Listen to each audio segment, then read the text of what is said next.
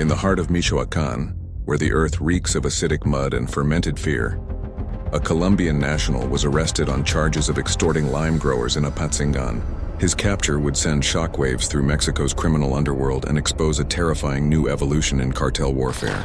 This is the story of how one man's expertise in death transformed rural Mexico into a battlefield of invisible terror, and how his arrest may have come too late to stop what he set in motion. The arrest took place in Pinsandaro, a municipality within Buena Vista, in the notorious Tierra Caliente region. This area has become a criminal stronghold where lime growers harvest their crops under constant threat, navigating fields potentially laced with homemade landmines. On a street with no name, authorities captured one of the most disturbing operators ever to work in Michoacan. His name is John Mario N., though he goes by the nickname El Llanero, which translates to the plainsman. But his true role bears no resemblance to any romantic outlaw imagery. This man is a Colombian national, allegedly a former military specialist with expertise in explosives, and he has been training armed cells for multiple cartels that have merged into what can only be described as a hybrid structure of terror. The organizations involved include Señor de los Viagras, Blancos de Troya, and Cartel de Acahuato, all working toward a singular objective: to control, exploit, and silence the Michoacan countryside through systematic violence and intimidation. When authorities apprehended John Mario, they found him in possession of a handgun, live ammunition, synthetic drugs, and most alarmingly, a notebook filled with detailed instructions for fabricating bombs. But his story neither begins nor ends with this arrest, because John Mario didn't come to Mexico alone, and he didn't come simply to participate in violence. He came with a specific mission: to train others and to professionalize the application of terror. What he was doing in Michoacan wasn't improvised or haphazard. He was systematically gathering foreign sicarios, primarily from Colombia and Venezuela, and instructing them with surgical precision in the art of creating homemade explosives. These weren't crude devices, but sophisticated weapons adapted for specific purposes. Some designed to be mounted on drones for aerial attacks, others meant to be buried in the ground like landmines, and still others engineered specifically to dismember human bodies. While campesinos, the rural farmers, were forced to hand over their harvests to extortion, John Mario was in back rooms drawing diagrams, preparing detonators, and teaching his students how to kill from the sky using weaponized drones. His operation represented a quantum leap in the technological sophistication of cartel violence. The operation that led to his capture was a coordinated effort involving multiple branches of Mexican law enforcement and military. The Michoacan State Guard led the operation in coordination with the Mexican Army, the National Guard, the Federal Attorney General's Office, and the Secretary of Public Security. When the forces converged on his location, the scene was brief and businesslike without any dramatic confrontation. But what investigators discovered in his vehicle and residence triggered every possible alarm within Mexico's security apparatus. Among the methamphetamine and firearms, they found something far more concerning: documents containing lists of recruits, detailed maps of rural areas, training schedules, and references to payments made in US dollars for completed training sessions. These discoveries immediately raised a critical question that has haunted investigators ever since. John Mario wasn't working alone. So how many more operators like him, how many more Llaneros are currently scattered throughout Mexico's various criminal strongholds, teaching the next generation of sicarios these deadly skills? The Secretary of Security and Citizen Protection, Omar Garcia Harfuch, was briefed on the arrest within minutes. His public statement was characteristically brief and delivered with the weight of a judicial sentence. Today, the state responds with all its force: "We will not yield another meter." But what would follow this arrest wasn't the victory celebration that might have been expected. Instead, it marked the opening of a much darker chapter in Mexico's ongoing struggle against organized crime. The disturbing reality that investigators quickly came to understand was that El Llanero wasn't a cartel boss, or even a high-ranking lieutenant. He was something potentially more dangerous. He was a teacher, an instructor, a force multiplier, and every single one of his students is now operating somewhere in Mexico with the knowledge and skills to construct sophisticated explosive devices. The fundamental question that triggered the massive operation to capture him remains unanswered. We need to be careful with Who this. exactly is financing this operation, and what is their ultimate objective? To understand the significance of this arrest, one must first understand Michoacán itself. This state is not simply a geographic location on a map. It is a landscape of active wounds, a territory marked by ongoing violence and suffering. In the Tierra Caliente region, where lime trees should perfume the air with their fresh, acidic scent, the atmosphere instead carries the smell of burned fuel and old gunpowder. The agricultural plots that should be delineated by simple wire fences are instead marked by improvised defensive trenches and the tracks of armored vehicles. Here, under a sun that offers no mercy and heat that clings to the skin like molten lead, lies the small community of Pinsandero. This is a place forgotten by modernity, lacking basic infrastructure and government services, yet it has become strategically invaluable to competing criminal organizations. For months leading up to the arrest, tension in the region had been steadily escalating. Lime producers began receiving threatening phone calls from individuals speaking with foreign accents. Protection fees, the quotas demanded by cartels, suddenly increased without explanation or justification. Those farmers who refused to pay or who couldn't afford the increased demands began losing entire harvests to mysterious fires or worse. In the municipalities of Apatzingán and Buenavista, local residents noticed an alarming anomaly. Isolated explosions began occurring in areas where there were no military operations taking place. These weren't the typical sounds of cartel gunfights. They were something new, more technical, more deliberately planned. Reports came in of homemade landmines, of improvised mortars being launched from hillsides, of attacks that showed a level of sophistication previously unseen in the region. At local gatherings and markets, the conversation among residents changed. People were no longer discussing only the traditional activities of narco-traffickers. Now they spoke in hushed tones about the Colombian who teaches them to kill with drones. This wasn't rumor or exaggeration. It was the terrifying new reality. The Specialized Investigations Subsecretariat, known by its Spanish acronym CIE, began systematically tracking these unusual incident reports. Investigators started documenting disturbing patterns. Fragments of melted plastic discovered on rural roads, small but perfectly symmetrical craters in fields, and farmers who had been catastrophically injured or killed by attacks they never saw coming, victims who never knew from which direction the violence originated. It was during this investigative process that the name John Mario N. first appeared in intelligence cross-checks. The profile that emerged was deeply concerning. He was a foreign national who didn't possess proper documentation or legal papers. He moved with practiced stealth between the communities of Pinsandero, El Terrero, and La Ruana, always staying one step ahead of detection. But the most alarming aspect of the intelligence wasn't about John Mario himself. It was about his network. He had recruited disciples, young men primarily from Colombia and Venezuela, who were increasingly being observed in rural ranches and small communities. These individuals were spotted carrying military-grade radio equipment and backpacks filled with wires and electronic components. They clearly weren't agricultural workers planting and harvesting crops. They weren't even typical sicarios, the gunmen who form the backbone of cartel enforcement. These men were part of something entirely new, a transnational criminal experiment in asymmetric warfare. Then came the incident that triggered maximum alert protocols throughout the Mexican security establishment. Federal forces successfully intercepted and shot down an artisanal drone in a lime-growing area near Apatzingán. Initial assessment suggested it might be a surveillance device, but closer examination revealed something far more sinister. This drone wasn't equipped with cameras for reconnaissance or intelligence gathering. It wasn't designed for espionage at all. It was configured as a weapon, heading directly toward a target with lethal intent. When technical specialists examined the drone's internal memory and control systems, they discovered something that sent chills through the entire investigation team. Recorded instructions in neutral Spanish, spoken with technical jargon that could only come from formal military training. The voice on the recording explained procedures for remote activation, proximity-based detonation, and the construction of an inverted explosively formed penetrator charge, the kind of sophisticated anti-armor weapon previously seen only in military contexts or sophisticated insurgencies. This was no longer simply criminal violence. This was violence that came with an instruction manual, with doctrine, with military methodology. And at the center of this entire operation, investigators found connections leading directly back to John Mario. El Llanero da. The CIE immediately generated a confidential report that was classified at the highest levels.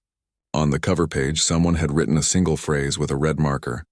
Priority objective, El Llanero, We have multiple reports instructor coming of in. irregular warfare. But even as plans were being made to capture him, security officials understood they were dealing with someone who possessed sophisticated counter-surveillance skills. This wasn't just a man who knew how to build explosive devices. This was someone who understood how to disappear, how to operate in the shadows, how to avoid detection by even the most capable law enforcement agencies. The critical question that haunted the planning sessions for his capture operation was chilling. Just how extensively had he already contaminated the region? How many students had he already trained? How many bombs had his disciples already constructed and potentially hidden in fields and roads throughout Michoacán? The operation to capture El Llanero began in the pre-dawn darkness at precisely 4:42 in the morning. The assault convoy had been divided into 3 separate columns to maximize coverage and minimize the chances of escape. The vehicles advanced in near total silence, with only the quiet hum of engines and the soft crunch of gravel under heavy tires breaking the stillness that hung over Pinsandero. Surveillance drones were already airborne, their thermal imaging cameras scanning the target area from above. On the glowing screens in the command vehicle, operators could see a single human heat signature moving inside a dwelling that was surrounded by trees. Intelligence confirmed the target's identity. This was him, this was El Llanero. What followed was not a chaotic raid but a carefully choreographed tactical entry. The first unit from the State Investigation Force moved into position, surrounding the front of the residence. 2 additional elements took up positions covering the rear of the property. The radio crackled with confirmation. Target confirmed. Subject appears to be alone. Entry in 2 minutes. But what the assault team didn't know was that John Mario had already detected their presence. Whether he was alerted by a lookout, detected the drones with his own equipment, or simply relied on the survival instincts developed over years of evading authorities, the result was the same. When the forces finally breached the residence, the interior was completely empty. A rear door stood open. A perimeter wall showed fresh marks where someone had recently climbed over it. In the back patio, fresh footprints were visible in the damp earth, leading away from the house and disappearing into the thick vegetation beyond the property. El Llanero had escaped, and now a desperate manhunt was underway. For the next 17 minutes, the entire perimeter of Pinsandero was locked down in a cordon. Every rural road, every trail, every footpath was blocked. Helicopters began circling overhead with their lights extinguished, using thermal imaging to scan the ground. On the ground, the commando unit split into 2-person teams, systematically checking every house and structure within the search zone. It was an agent from the National Guard who first spotted the fleeing target. John Mario was running through a cornfield, a pistol in his hand and a suspicious bundle strapped across his chest. When he sensed pursuit closing in, he turned and aimed his weapon, but he didn't fire. Instead, he shouted something in a low voice that the pursuing officers couldn't quite make out. It might have been a code word, a signal to unseen Confederates. The National Guard agent fired a warning shot into the air, a final opportunity for surrender. Instead of complying, El Llanero dropped into a crouch and activated something behind him. A small but powerful explosion erupted, a homemade fragmentation grenade that he had apparently been carrying for exactly this contingency. Fortunately, the pursuing officers were far enough back that no one was injured, but the message was unmistakable. This man knew exactly what he was doing, and he was prepared to fight to avoid capture. The pursuit continued across an additional 500 meters of rough terrain until John Mario was finally cornered by 3 members of the immediate reaction force. I don't know, They but surrounded I think him someone is among out dry there. brush and thick mud that slowed his movement to a crawl. He fell to the ground, but interestingly, he didn't physically resist arrest once he was surrounded. The officers looked at his face and noted something unsettling. He was smiling. When they searched his backpack, they found items that confirmed their worst fears. A notebook filled with technical notations, several electric detonators of the type used in improvised explosive devices, a satellite phone that had been configured to operate without GPS tracking, and an envelope containing US dollar bills. As they forced him face down into the mud, one of the arresting officers asked him quietly, "Are you El Llanero?" John Mario didn't respond to the question directly. Instead, He said something that would echo through every briefing and intelligence meeting for weeks to come. "I'm not the only one." Upon hearing this statement, the operation commander immediately transmitted a red-level alert code to the control center in Morelia. By 6 o'clock that morning, an encrypted message had been sent from the Secretary of Security and Citizen Protection directly to Omar Garcia Harfuch. The message was brief, but its implications were enormous. But what John Mario didn't know was that his capture wasn't the conclusion of anything. It was merely the key that would unlock access to something much larger, something more dangerous, and the first clue to that larger operation was contained in the notebook he had been carrying pressed against his chest. In Tierra Caliente, organized crime is not merely an actor on the social and political stage. It has become the ecosystem itself, the environment in which everything else must operate. For approximately 3 years, this region has effectively ceased to belong to the Mexican state in any meaningful sense. The highways have been transformed into routes of warfare. The rural trails have become arteries of extortion, channels through which threats and demands flow like blood. The small towns and villages have become decentralized offices of terror, places where cartel authority supersedes any governmental presence. In this contested territory, 4 major criminal groups have merged into an alliance that operates without a formal name, but with absolute clarity of purpose. The complete control of the countryside and everyone who lives there. The organizational structure of this alliance functions with disturbing efficiency. At the apex of the hierarchy sits the Cartel Jalisco Nueva Generación, known by the acronym CJNG. This organization provides the heavy weapons, the logistical infrastructure, and the escape routes that allow the alliance to function. They are the heavy muscle, the enforcement arm that can deploy overwhelming violence when needed. Operating alongside the CJNG are Los Viagras, a group composed of veteran operators who have been working in the region for years. These are experts in the collection of protection money, individuals who have carefully cultivated influence over agricultural unions and corrupted local police forces. Below these top-tier organizations, occupying the intermediate nodes of the network, are the Blancos de Troya and the Cartel de Acahuato. These groups control individual towns and villages, appointing local enforcers who are responsible for specific geographic zones. They administer the extortion system as if they were collecting membership dues or subscription fees, creating a regularized system of exploitation.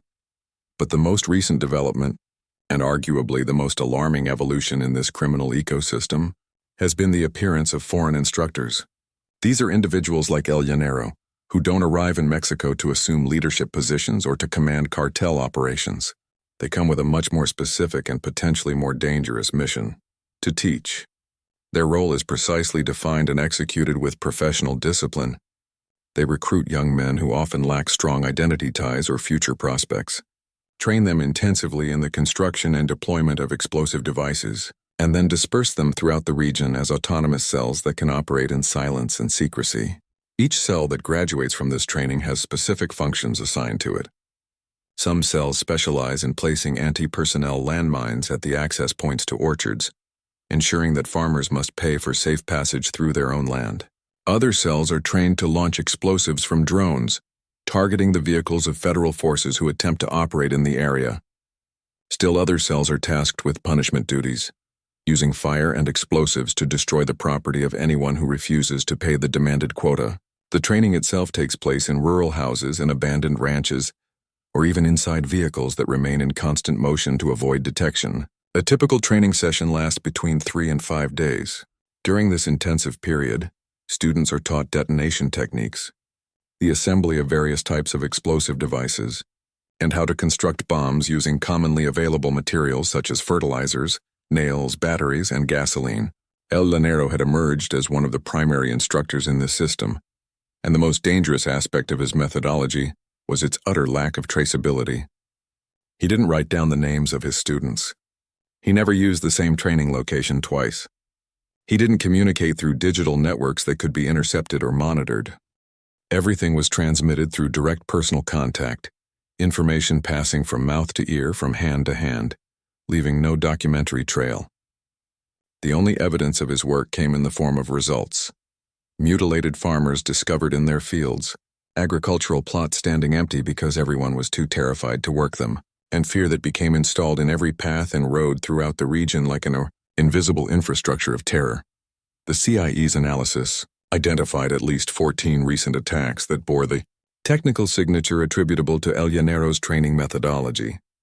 In every single case, the pattern was identical: improvised explosive devices that had been constructed with professional precision, showing a level of technical sophistication far beyond what local criminals could have developed on their own. But the network extended even further than these direct attacks suggested. Among the various notes and documents found in John Mario's notebook, investigators discovered a loose sheet of paper that bore a short title written across the top: Relevo Octubre, which translates to October Relief or October Replacement. Below this title was a list consisting of nicknames and dates.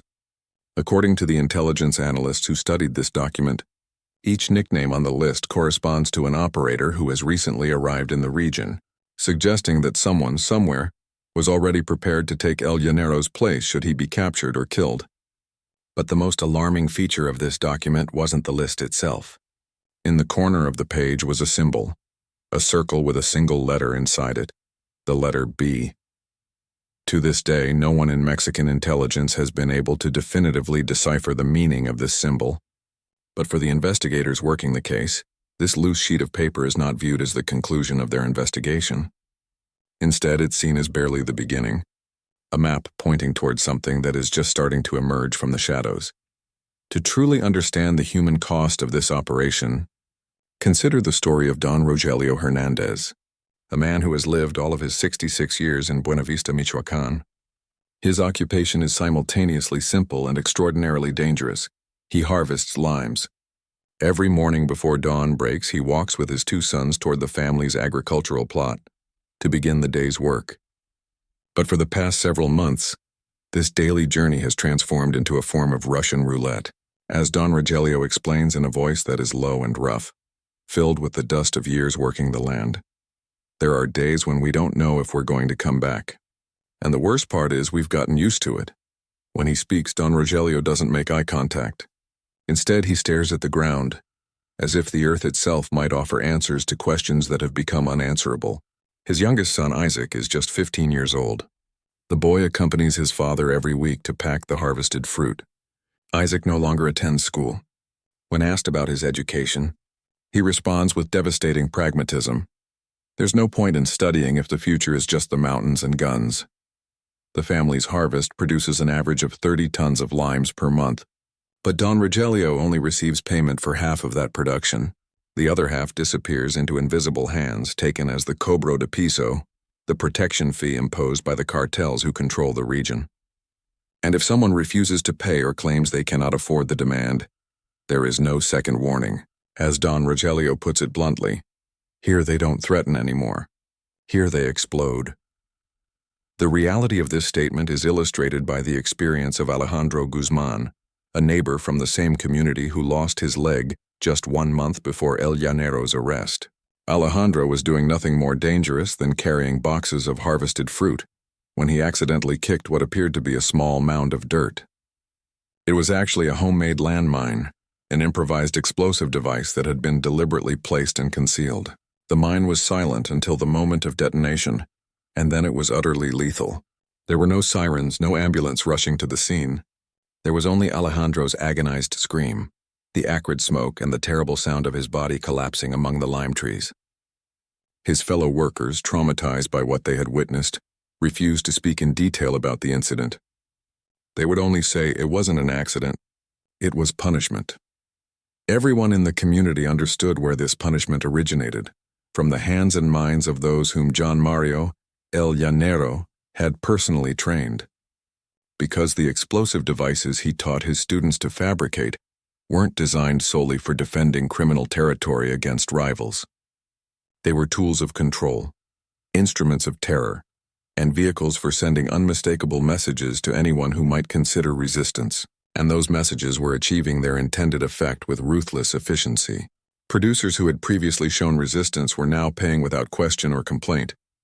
Others, like Don Rogelio, were being forced to take on crushing debt just to survive from one season to the next. The only thing these farmers asked, the only mercy they pleaded for, was expressed in Don Rogelio's desperate words. "Kill me if you want, but don't touch my children. They still have souls." On the day when news spread throughout the community that El Llanero had been arrested, there was no celebration, no sense of relief or victory. There was only silence heavy and pregnant with foreboding, and there was one phrase that people repeated to each other in low voices in the town square. "If one fell, there are surely 10 more." And this assessment, born of bitter experience rather than paranoia, turned out to be entirely accurate, because even as John Mario was being transported under heavy guard to a detention facility in another community located just 20 kilometers away, someone else was activating a drone equipped with explosives. The teacher had been captured, but his students were still operating, still applying the lessons he had taught them, still spreading terror across the countryside. The notebook that investigators seized from El Llanero initially appeared unremarkable, almost like trash. It consisted of cheap paper with wrinkled pages, and there was a grease stain on one corner that suggested it had been carried and handled extensively in the field. But among John Mario's various notations and sketches, an intelligence agent discovered something that no one had anticipated finding. There was a hand-drawn map, a rough sketch executed without any street names or location labels, showing only a series of dots and dates. At first glance, it appeared to be some kind of delivery schedule, perhaps tracking shipments or movements of materials. But when intelligence analysts superimposed this sketch onto a satellite map of the region, everything suddenly changed. Each dot on the sketch corresponded precisely to a location where an isolated explosion had been reported during the previous 30 days. The pattern extended from Buenavista to La Huacana, from Apatzingan to El Aguaje. When connected, all these points traced a circle, a perimeter of fire that enclosed a significant geographic area. Inside this circle there was something else, a mark made with blue ink and labeled PZ4. Analysts immediately began working to connect this designation to other intelligence data they possessed. The coordinates indicated by PZ4 led to an apparently vacant piece of land located on the outskirts of Tepalcatepec. Significantly, this was the same location where, 2 weeks earlier, the Mexican army had reported shooting down a drone carrying an explosive payload. What hadn't been publicly reported was the specific nature of what that drone had been carrying: a metal container holding 3 tubes, an array of wires, and a rudimentary timer mechanism. This wasn't a simple explosive device of the type typically seen in cartel violence. It was a prototype, a remote detonator device with an encrypted signal system, representing a level of sophistication never before encountered in the region. And now there was a direct, documentable connection between that attack and the operational routes that El Llanero had been using. But even this discovery wasn't the most alarming thing found in the notebook. In the back section, among notes about nitrate mixing ratios and the ideal altitude for drone operations, there appeared a list of nicknames, aliases used by various individuals in the criminal network. One name immediately captured the attention of every analyst who saw it: El Doctor, the Doctor. This particular alias had already appeared in 2 separate investigations being conducted by the Federal Attorney General's office, one focusing on trafficking in specialized weaponry, and another examining the importation of military components from South America. Until the discovery of El Llanero's notebook, the existence of the Doctor had been considered speculative, a figure who might or might not be real. But John Mario's handwriting provided direct linkage, connecting this mysterious individual to the training of explosive cells throughout the region. The phrase that accompanied this name in the notebook was disturbingly brief. Just 3 words written with a black marker: Lega el Vierne, which translates to arrives Friday. The implications were immediately clear to investigators. Was this person arriving as reinforcement for El Llanero? As a replacement in case something happened to him? Or perhaps as a superior, someone higher in the organizational hierarchy who was coming to inspect or expand the operation? The security cabinet was convened in an emergency session that same night. Omar Garcia Harfuch received the intelligence report before midnight. He read through it twice, carefully underlining 3 separate phrases that he considered most significant, and then gave a single, unambiguous instruction to his team: I want to know who this doctor is before he explodes in our face. The phrasing was deliberate and carried multiple meanings. In this particular conflict, explosive devices don't merely destroy drones or mutilate human bodies. They also have the potential to blow up the conceptual line that separates conventional criminal violence from actual terrorism, transforming Mexico's security crisis into something qualitatively different and potentially unmanageable. The morning following the discovery of the sketch in El Llanero's notebook, operational orders were issued before sunrise. From a command center that had been temporarily established in Morelia, Omar Garcia Harfuch addressed his assembled team with a voice that conveyed absolute certainty and left no space for doubt or discussion. This is no longer simple extortion. What we're facing is criminal insurgency with military design and methodology, and we are going to dismantle it from the roots upward. This wasn't a statement crafted for media consumption or public relations purposes. It was a direct operational order that would reshape the government's response to the situation. Within less than 4 hours, 3 concentric security rings had been activated around the municipalities of Apatzingan, Buenavista, and Tepalcatepec. Tactical surveillance drones were redirected from other operations to focus on these areas. Air support was formally requested from the Secretary of the Navy, bringing additional helicopters and fixed-wing aircraft into the theater of operations. Army commando units were deployed to establish guard positions at strategic points throughout the region, including rural highways, lime production crossings, and trails that had a documented history of explosive attacks. But the most symbolically significant action, and the one most feared by the criminal organizations operating in the area, was something else entirely: the activation of Protocol Alpha, a specialized response mechanism that is reserved exclusively for what are classified as technical operational threats. This designation covers individuals such as instructors, engineers, and explosives specialists, criminals who may never personally fire a weapon, but who teach others to kill with surgical efficiency and devastating effectiveness. Garcia Harfuch didn't hesitate before signing the authorization document, pressing his clenched fist down on the paper as he affixed his signature, and then repeating aloud a statement that would soon be replicated across national media outlets. We will not permit Michoacán to become a training school for criminal warfare. This message was directed at multiple audiences simultaneously. It was meant for the criminal groups locked in competition for control of the region. It was meant for the students that El Llanero had trained, to let them know they were now priority targets. It was meant for the mysterious individual known as the Doctor, to signal that the government was aware of his existence and actively hunting him. But most importantly, it was meant for the population of the region, people who had long since lost the ability to distinguish between silence born of discretion and silence born of complete submission to criminal authority. In the lime-growing zones, the effect of this mobilization was immediate and visible. Black Hawk helicopters began conducting regular overflights of rural areas that had previously been inaccessible to government forces. Agricultural orchards that had been controlled by cartels for years suddenly found themselves being patrolled by federal troops. On social media, videos began circulating showing military vehicles crossing through agricultural plots as if they were public streets. In one video, recorded by a day laborer on his cell phone, a voice can be heard in the background saying with a mixture of surprise and cautious optimism, "Now it looks like someone is actually doing something." Meanwhile, undercover agents and intelligence operatives began actively searching for traces of the Doctor's presence.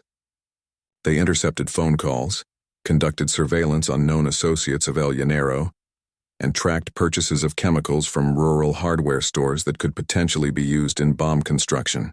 What they discovered through this intensive investigation was deeply disturbing. Intelligence identified an order for electronic components that were classified as dual-use items, materials that could serve either military or agricultural purposes, and this order had been sent to a workshop located in the community of La Cofradía. The name on the order wasn't the Doctor. Instead, it was registered under a cruder but equally suggestive alias, El Farmacéutico, the pharmacist. The data cross-referencing was completed almost immediately, and the pattern match was undeniable. The operating style, the geographic zone, the pattern of movement, all of these factors aligned. Either the Doctor and the pharmacist were the same individual using multiple aliases, or they were two separate pieces of a larger system that was only just beginning to reveal its true structure and scope. Garcia Harfuch didn't wait for absolute confirmation before taking action. He ordered something he hadn't done since working a major case in Veracruz years earlier: the complete closure of all unregistered entry and exit points within a 50-kilometer radius. And with that order, he released a statement that already feels like a sentence being pronounced. If they want to play at war, they should prepare themselves for the state's response. But what Garcia Harfuch's team was about to discover in the workshop at La Cofradia wasn't simply another clue or lead in the investigation. It was an actual laboratory, a fully functional facility for producing explosive devices. And what they found inside didn't even look Mexican in origin. It looked like something transplanted from a foreign conflict zone. When the assault troops arrived in La Cofradia, it was already too late for anyone to maintain the pretense of normalcy. The streets of the small town were completely empty, every shutter drawn closed. The characteristic smell of rural Mexico, the scent of cultivated land and growing things, had been replaced by a dense chemical odor, like burned plastic mixed with treated earth. What the raiding force discovered in that rural workshop was an anomaly, wrapped in silence and secrecy. There were no agricultural tools, none of the equipment one would expect to find in a farming community. Instead, the space was filled with pressure tubes of various sizes, electronic timers, programmable circuits, and a blackboard covered with formulas written by hand. These weren't agricultural formulas or commercial calculations. They were formulas that agents didn't immediately recognize, but which were later confirmed by forensic experts as fragments extracted from manuals on unconventional warfare. In a rusty drawer, investigators found false passports from Colombia, Venezuela, and Peru. All of these documents bore photographs of young men, featured common surnames that wouldn't attract attention, and shared one identical characteristic. Each passport carried the same entry stamp reading, "Entry through Southern Border." The implications were clear and chilling. Foreign instructors were entering Mexico through Guatemala, crossing the porous southern border, and Mexico, without fully realizing it, had already become their training ground and practice field. But not everything was happening in hidden laboratories or concealed workshops. In the towns and villages, the consequences of this campaign were visible, tangible, and devastating to ordinary people's lives. Lime producers throughout the region began abandoning their land, walking away from plots that their families had worked for generations. Some left out of fear for their lives and the lives of their children. Others departed out of simple exhaustion, having reached the point where they could no longer afford to pay the ever-increasing quotas, could no longer protect their harvests, and could no longer trust that they would return alive from their fields at the end of each day. In Tepalcatepec, a secondary school that served hundreds of students closed indefinitely.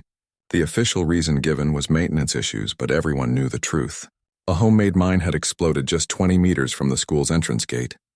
No one died in that particular explosion, but the message was absolutely clear. There are no safe places anymore, not even schools where children gather. On social media platforms, anonymous lists began to circulate, documents that purported to name families who had been marked for refusing to cooperate with cartel demands. Some of the names on these lists matched records in the Victim Assistance Database, maintained by the Security Secretariat. Other names had already been crossed out in red, indicating that those individuals had already been dealt with. One of those names belonged to Esteban Ramirez, a young agronomist who had privately reported to authorities the use of explosives on agricultural trails and roads. He disappeared just 2 days before El Llanero's capture. His body was discovered tied to a wooden post, lifeless, with a piece of cardboard hanging around his neck. The message written on that cardboard in crude letters read, "This is how snitches end." This wasn't simply a message directed at government authorities. It was a message for every single person in the region who still believed they could speak up, who still imagined that cooperation with law enforcement might be possible. But there were also consequences and reactions on the other side of the conflict. Rival cartel organizations throughout Michoacán began mobilizing in response to El Llanero's arrest and the government's intensified operations. Groups including the Cartel de Tepalcatepec, Los Caballeros Templarios, and the Cartel de los Reyes all intensified their patrols and security measures. They weren't doing this to protect the civilian population. They were moving because they understood that what was coming represented a fundamental change in the nature of cartel warfare. This was no longer primarily about controlling territory in the traditional sense of the word. What was emerging was competition for technological control, for tactical superiority, for determining who possessed the best instructor, the most effective drones, and the most sophisticated explosive devices. The battlefield was evolving, and whoever controlled the knowledge controlled the future of the conflict. 3 weeks after El Llanero's arrest, a federal convoy was ambushed near Apatzingán, using a tactic that had never before been documented in Mexico. The attack didn't come from the sides of the road or from elevated positions in the surrounding hills. It came from above. 4 drones operating in synchronized formation descended on the military vehicles carrying fragmentation devices that detonated with devastating precision. 2 soldiers were killed instantly. 5 more were critically wounded. The tactical coordination required for such an attack was undeniable evidence that El Llanero students had not only learned their lessons well, they had begun to innovate beyond what their instructor had taught them. Omar Garcia Harfuch received the casualty report while attending a security briefing in Mexico City. He didn't speak for several moments, simply staring at the photographs of the destroyed vehicles. When he finally broke his silence, his voice was cold and measured. This is what happens when you let a teacher work for 3 years without interference. Every day we delayed cost lives. Every month we ignored the warnings created a new generation of killers. The interrogation of John Mario N. revealed fragments of a larger picture, but never the complete image. He confirmed that he had trained more than 20 individuals in explosive techniques, though investigators believe the actual number is significantly higher. He admitted that he received payment in US dollars, between $3,000 and $5,000 per completed training cycle. But when asked about the doctor, about the mysterious symbol in his notebook, about who was financing and coordinating this operation, El Llanero simply smiled and repeated the same phrase he had spoken at the moment of his arrest. "I'm not the only one." That statement has become the haunting refrain of this entire investigation. Because even as John Mario sits in a maximum security prison awaiting trial, even as Protocol Alpha continues to operate throughout Michoacán, even as military forces conduct daily sweeps through the Tierra Caliente region, the explosions continue. The drones still fly, the landmines still wait beneath the soil, and somewhere in those mountains, in those forgotten communities where the state's authority dissolves into dust and fear, the doctor, or the pharmacist, or whatever name he's using now, is still teaching. Don Rogelio still walks to his lime orchards every morning, but now he carries a long stick that he uses to probe the ground ahead of him, searching for the telltale resistance that might indicate a buried mine. Isaac, his 15-year-old son, has learned to recognize the distant buzzing sound that means a drone is approaching. When he hears it, he knows to run for cover. This is their new normal, their adapted reality in a Mexico that is being transformed by knowledge that should never have crossed its borders. The arrest of El Llanero was not a victory. It was a revelation, an unveiling of a crisis that had been growing in the shadows while the world looked elsewhere. Mexico's cartels have evolved beyond simple drug trafficking organizations. They have become learning institutions, military academies for criminal warfare, importing expertise from conflicts around the world and adapting it to their specific needs. And the most terrifying question remains unanswered, echoing through every briefing room and every operation planning session. If one instructor could cause this much damage in 3 years, what happens when 10 more arrive? What happens when the next generation of El Llaneros brings even more sophisticated knowledge, even deadlier techniques? In the lime orchards of Michoacán, under a sun that offers no mercy and in soil that may hide death beneath every step, the farmers already know the answer. They can see it in their children's eyes, in the empty schools, in the abandoned fields that once fed families for generations. The future has already arrived. It came from Colombia on a false passport. It arrived carrying notebooks filled with formulas for death, and it planted seeds that will bear bitter fruit for decades to come. El Llanero is in prison. But his legacy walks free, teaching others, building bombs, and transforming Mexico into a laboratory for a new kind of warfare, one where the battlefield is everywhere.